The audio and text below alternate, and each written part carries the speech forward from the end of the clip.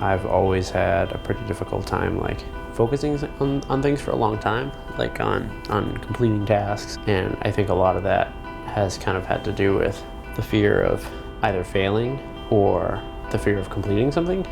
And so for me, that's been a problem even with my cycling. So I pick up on things pretty quickly. With music, with any kind of like tactile sport or anything like that, especially anything that has to do, with kind of finesse and aerobics. But once it gets hard, I kind of move on pretty quickly. Like that's just always been a habit of mine. It's just like, okay, get to the point where like you can get through it with like natural raw talent, and then when it comes down to having to like really stop and work hard, that was always something that was very difficult for me to actually like break through and do. So I would just quit. When I started racing as an elite and I started racing as like, okay, this is gonna be a job.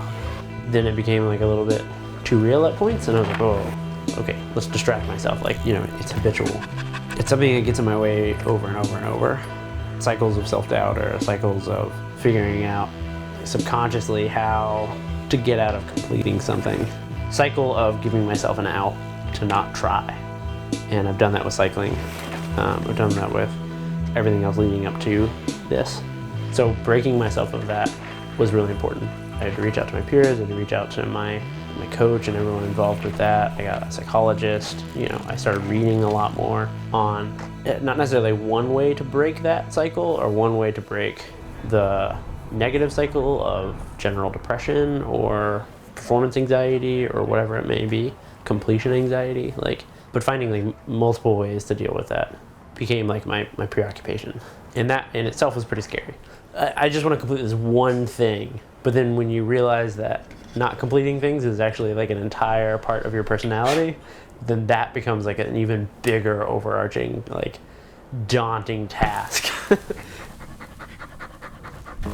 I've always been one to not necessarily like be into spirituality.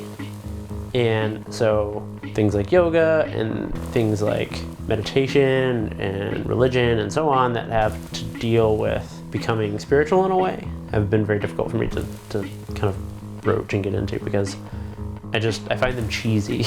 But that is honestly part of it. It's part of like that embracing with meditation, with yoga, with therapy, like just being able to like just break with your ego, right? And let that go.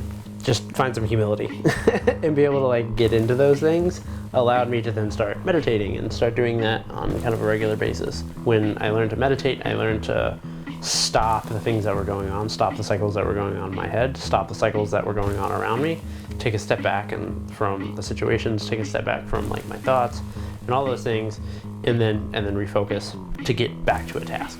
It's one of those things where like the more you allow yourself to not complete things, then that becomes this like part of who you are again.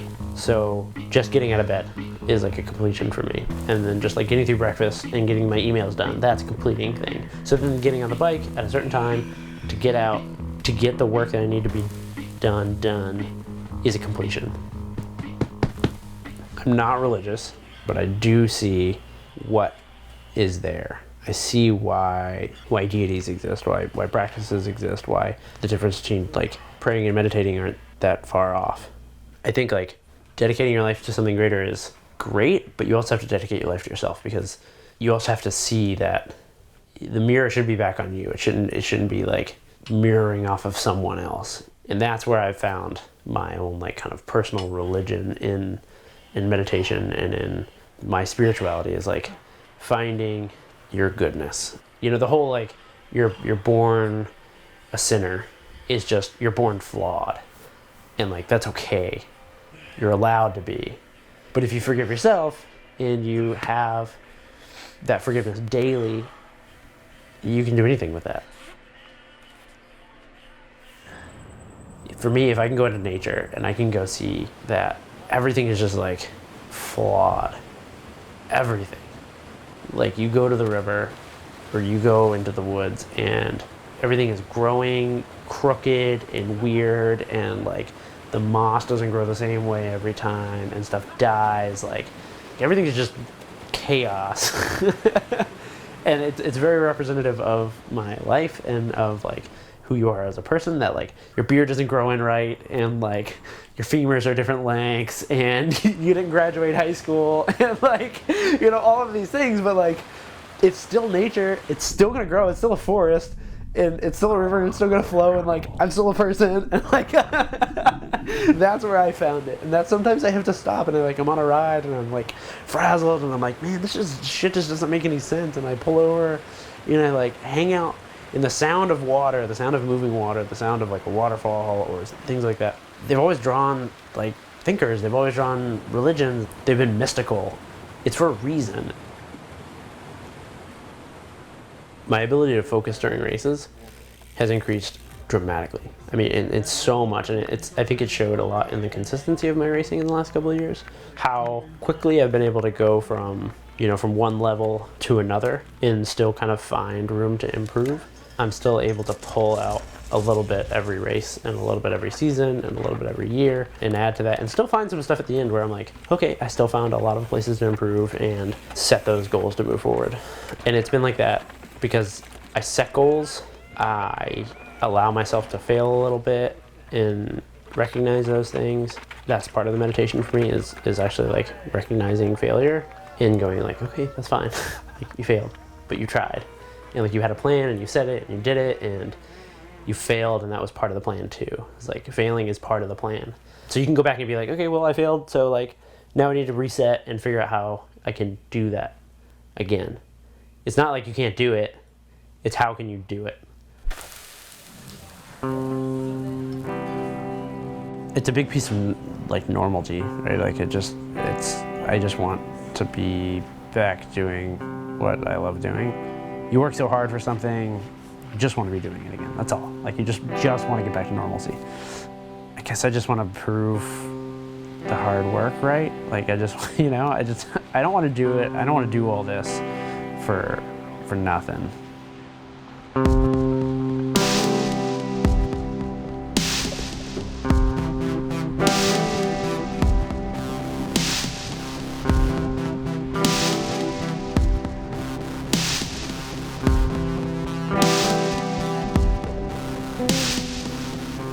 5 weeks later, and I'm back at the races. God, so much has happened. I took my break after mountain bike season.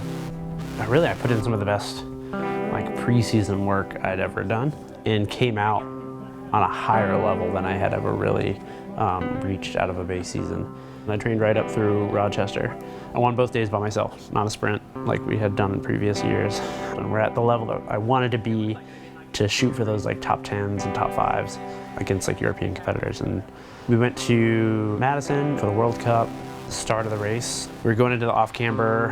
I slotted it right behind Lars van der Haar, and he slipped his wheel and like went sideways, and I T-boned him, and I flew over like, you know, scorpion death sling and a flight of stairs worth of drop.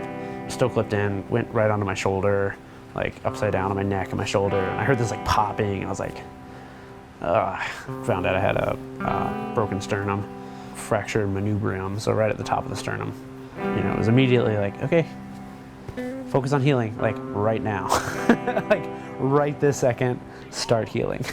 I've tried to keep that attitude this whole time. This one was like, immobilizing. I mean, I was useless at home. Couldn't sneeze, couldn't laugh, couldn't get off the floor, couldn't lift anything, couldn't reach for anything.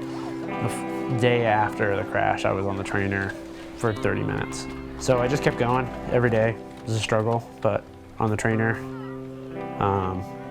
trying to stretch as much as I could, trying to keep from getting stiff and trying to get blood flow. And 2 weeks ago, I got a phone call that my second oldest brother was in a car crash and died. Yeah, when I got that call, I was actually on a ride with Spencer. My mom calls me, and she never says like, hey, can you call me? It's important. And so I got that, and I was like, oh, okay. I lost it. I couldn't tell whether I was gonna like try to ride home, call somebody to come get me, or just like take the next trail I saw off into the woods and go sit in the woods for the rest of the day. I think it took a lot more out of me than I thought it would. Physically, you're not prepared for that kind of thing. I wasn't prepared for it, and dealing with my physical pain and my physical rehabilitation. Bike riding and training and just getting back to that, no matter how hard it was still like very rehabilitating in that manner as well. I had an opportunity to go out and just like turn the pedals over and turn my brain over and just think about it. And I haven't really been able to train like I did before, and I might not get the result that I want, but I think showing up and just being there to get back to my normal, like once I'm racing again, I'm racing again. I'm back into the groove of things, and hopefully be able to have that reset to find my like flow again.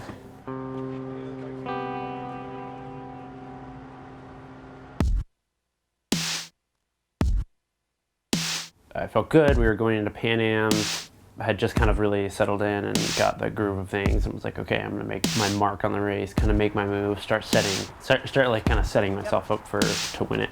And there's like these big concrete steps. When I went to step off my bike, I have no idea what happened. I've watched the video a few times and like I can't figure out why it happened, but I stepped off and immediately rolled my ankle. The whole left side just slammed into the stairs. That was it. I hit my head, cracked a rib pretty good. Tried to continue riding, but I couldn't do it. I ended up dropping out of the race. It's the first time I've ever cried after a race. I sat down and it just like all hit me. And I put my hands over my face and just like wept. I cried like when my brother died. I've had a little bit of FOMO of seeing like all my colleagues, my racing compatriots all going to Europe. I love going to Europe to race. You know, all of this time is like moving on and I'm not. And that all kind of hit me in that last week where I was just like, oh God, I'm tired of doing this. I'm exhausted. I think when I got to that point in Canada, that was it. I was crying because I was exhausted and I wasn't over it yet. I took some actual time off this time and I was like, I'm not gonna do a single thing for a few days. Just get my nervous system back on track. Do some meditating and be directing my energies where I can and not overdoing it. And I think that was the best thing I could have done. When I hurt my sternum, I was just so anxious that I couldn't sit down for a minute. I mean, I was doing just tons of like body work and tons of stretching and all this stuff, and that was great. I think it got me going really quickly, but I believe that it had a much bigger like impact on my nervous system than just the physical side of it. I think I was more flexible, but I don't think I was like, my body was ready to get over that trauma. This cycle of injury, recovery, refocusing, it is much more mental than physical at this point. There's something about just being injured or being off the bike that you're like, I want to do it, but I really don't want to do it. I really don't want to I don't want to cross the bridge from where I am now to getting back to racing again. It's much harder than just showing up at the start line. It doesn't equate to like an hour of you suffering. It's every day suffering. It's every single day. And then looking forward, really the only thing you can look forward to is more suffering once you get to the race. It's just really important for me to get that back to normal again, even if it is a little bit more suffering. I'm just trying to be patient in general with myself and with the process. Been spending a little bit of time, quite a little bit of time in the basement on the trainer. One of the things I've actually found pretty helpful is meditation or hypnosis on the trainer. You'd be surprised how you can blow 20 minutes and get some really significant alignment with your psyche by doing that. I can't do anything about losing my brother. Nothing. I can't stop me crashing out and getting hurt. I can't do anything about the crash I had at Pan Am's. The only thing I can actually do is guide how I'm going to react to that. I know what I'm capable of. I know what my body's capable of. I know what it looks like to buckle down and not force the healing process, but help the healing process along. I've been in a determined spot before and been like, okay, I'll put my head down and I'll make this happen. Giving myself that little bit of a break allowed me to go okay, if I can take a little bit more time off and get fresh, then mentally I will be able to be stronger and more focused for this period of time. I love this job. I love doing it. I love racing. I've thought long and hard about my purpose in it. And you hear again and again, like with elite racers, there's always this like line where people are trying to draw, hey, if it's not fun, don't do it. If it's not fun, it's not worth doing it. Find out what you love about it. Winning isn't everything. There's more to it than winning. There's more fun to be had than winning. And I've thought a lot about that, and like, there is, but the most fun thing to me is to win. Oh yeah, I'm not showing up to nationals to not win nationals.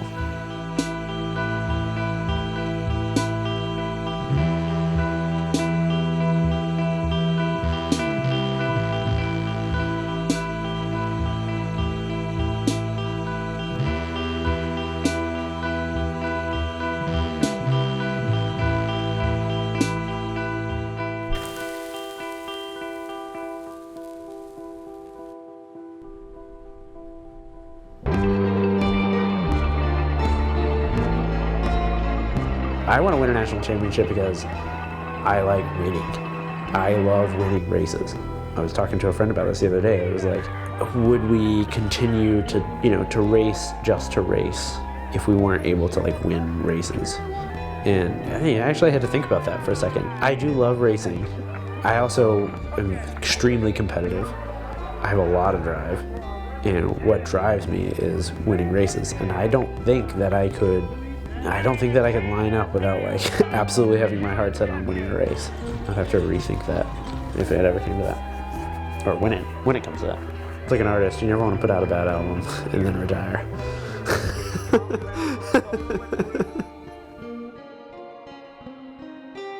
You can use the same mantra for a lot of different things. You could say the same words over and over, the same sentence over and over, and get a lot of different reactions out of it. You repeat something long enough and you get in sync with it and you get in that rhythm of it, and it draws your attention long enough to realize that you can kind of not block that stuff out, but you can focus on one thing for a little while, and it does kind of inadvertently block everything else out. It helps you get back to the point where you can start focusing on one thing at a time.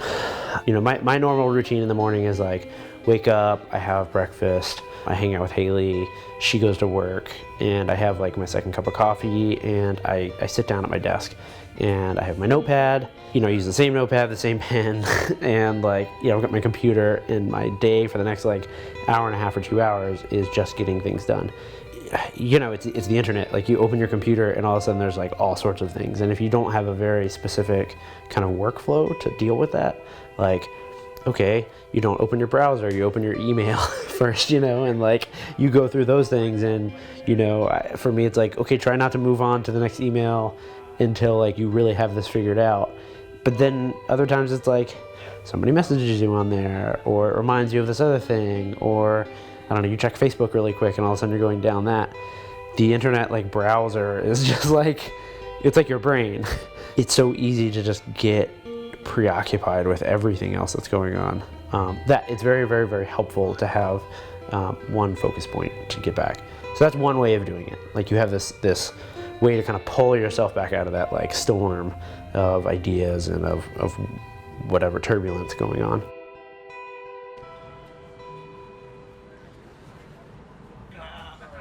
The other is to really focus on pulling a specific energy out of you. You have anxious energy, you have ferocity, you have this like ferocious thing inside of you that wants to accomplish something great, is the fighter. And then there's like the chill energy where you're like, you want to get rid of that like anxious feeling, or the fight or flight. For me, mantra-based, these mini meditations that I do are like an easy way to snap in and out of that, or to utilize that. Remember who you are. That actually came specifically from a time when I went to Pan Am's this year. My coach, Al, was coming off of the course, and I was going on to the course for pre-ride. And I'm like, so what do you think? Conditions, tires, whatever. And he starts kind of telling me these things. It was like somebody like hit him with a pan in his head, like a cartoon, where he's like talking to me, and then he just kind of looks up and he goes, wait, just remember who you are. You'll be fine. I had been away from racing. I had been injured for so long. I felt like I was like Atlas. Like, I'm just pushing this giant boulder up the hill. I wasn't there. yet. I just didn't feel like I was racing anymore. I didn't remember what it was like. I didn't remember how to warm up or like do laps or, you know, actually get into racing. Remember your experiences. Remember all the times before. Remember all the like mishaps and overcomings and all of these things and victories that you've had that if you were someone else wouldn't have happened. And it like clicked with me where I was just like, yeah, okay, cool. I overcome things. That's who I am. I am a person that overcomes things. So I wrote it on my chalkboard in the basement, a daily reminder of like, hey, you're a fighter. You're going to hit this with everything you've got. You're going to do this smarter than anyone is capable of doing. You're going to like take advantage of everything you possibly can to make this happen. And you're going to do it in a way that is going to hopefully bring everyone up around you as well. You know, it's not going to be at the detriment to your relationship or your lifestyle or your life. That absolutely has carried me through and somehow like reinvigorated me in a lot of ways. Like it gave me a lot of strength. Like all the other mantras, it can go a lot of different ways. Remember who you are. You're a wily son of a bitch. That's cool. Like, remember who you are. You're a compassionate person.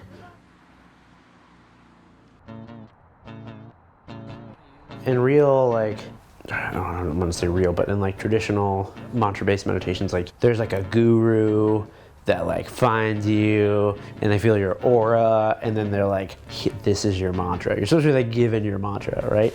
It doesn't have to be like that. You know, no one ever gave me one. Things you would highlight in a book, you know, and you can get a lot more out of the things you read by repeating them for a very long time. Like today, and it was just a Sun Tzu quote from The Art of War. Those who neither know themselves nor their enemy are doomed to succumb in battle. Rough quote. And I thought about that. I read that last night and I reread it, and I just kept going back to that line, and that's what I just repeated in my head all day. And it means a lot to me. Like, the more I said it, the more it unfolded, and the more it allowed me to get what I wanted out of that ride. If I were to say, do I know myself physically and what I feel like mentally preparing for a weekend, I was like, that's good. That's what it feels like to feel good. Regardless of what the numbers look like, regardless of whatever. I thought, well, okay, cool. If I have the like clarity to really know myself, how I perform in battle or in racing, how I perform in my preparation for that, which is often more important than the battle itself. You know, do I know my enemy? Do I know the people I'm going up against? And I thought about every single person that I am in competition with for this win. And I was like, man, I have watched them, I have studied them, I know them. Like, you know, I know their demeanor. I know like how hard they train at home. I know that they do or do not do smart or dumb things leading up to races. I know if they overtrain. I know what they look like when they start to come apart. I know what they look like when they feel good. I know their nervous tics, you know. I know where they're going to attack on the course. And it was like really uplifting for me. And I just kept repeating that, and all of it just kept coming out. And I was like, whoa. That's really cool.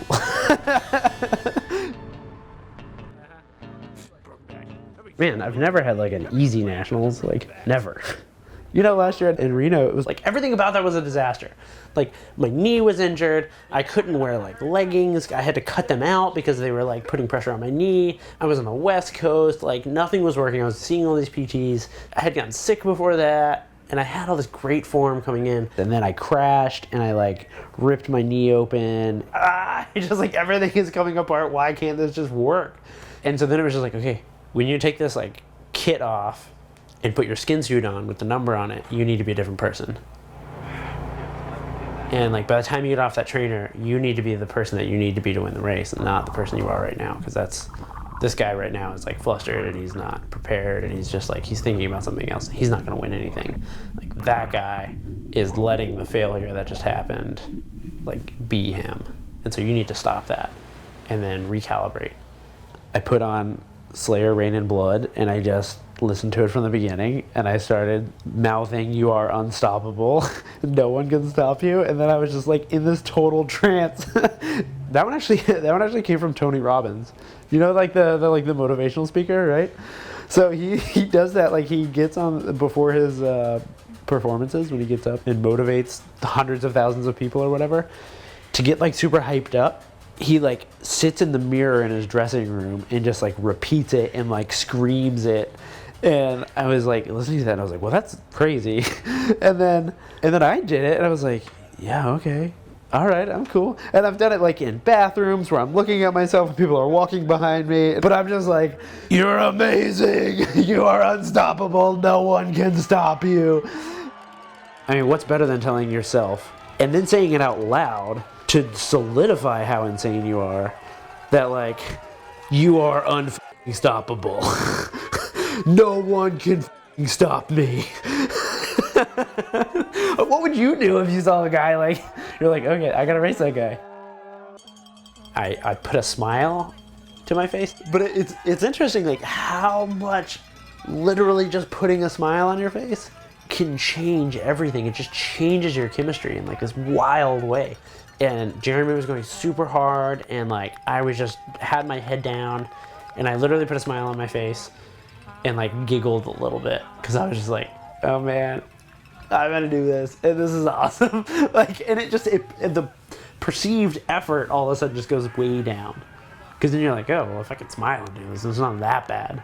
And it's the same thing when I'm saying like I am unstoppable. You know, I'm smiling because I believe it and I need to believe it. My oldest kind of mantra that I always do go to, and I've used on the bike, off the bike, laying in bed, I've used it forever when I'm nervous flying or something like that. I am a student of the sport. I am smooth, I am powerful, I am fierce. I am taken seriously, I am gracious, and I am giving. Each one of those things mean something to me. I think it's a very usable mantra for anyone. I am a student of the sport. I try to go into every single ride and every gym session. I go into it as a student, as an opportunity to learn. Every meal, every time I go to bed, everything I read, every pedal stroke, every cleat setup. It's all an opportunity to learn. It's all an opportunity to solidify one more thing in my arsenal or my quiver or my ability to push forward. I am smooth, and this isn't necessarily just on the bike, but like in life. What does that mean? That means like not rushing, not going too hard, not pushing, you know, your limits, your traction, your whatever, to the point where things are breaking loose.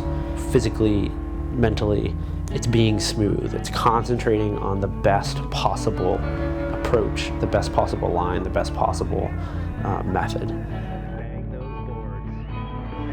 I'm powerful.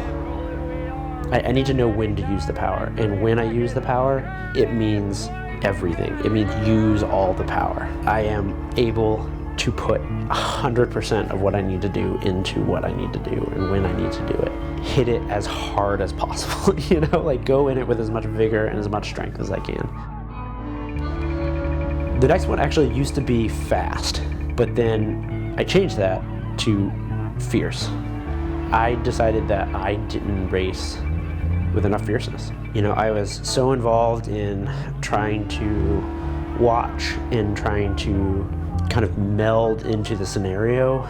All of a sudden, situations happened to me, and I wasn't in control of those situations.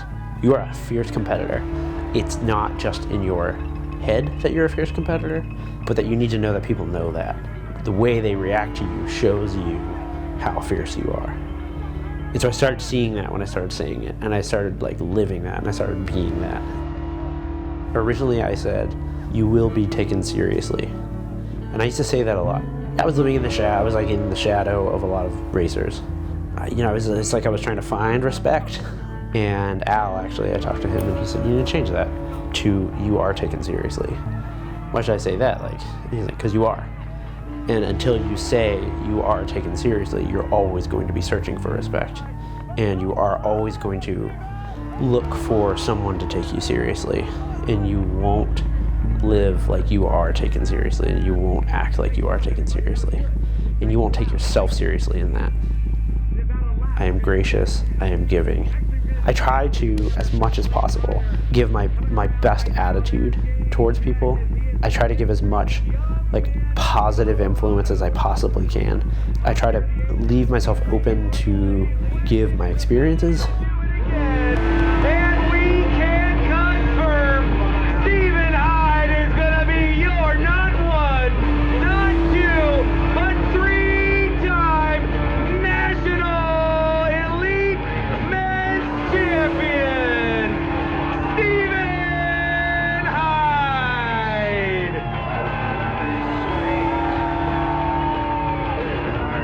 What a champion of the ride today. And here he is! This is your silver medalist! Duking it out back and forth! He's greeted by Stephen Hyde! Okay, now cross the finish line! That's Curtis White! How many times during those laps did you think, I don't have it, White's better than me today? How many times did you go back and forth with that thought?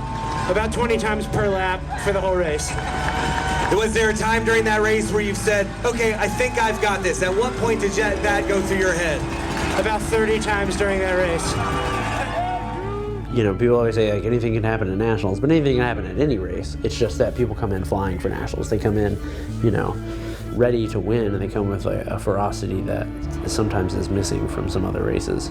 It's the one shot that people have to really get a lot of recognition.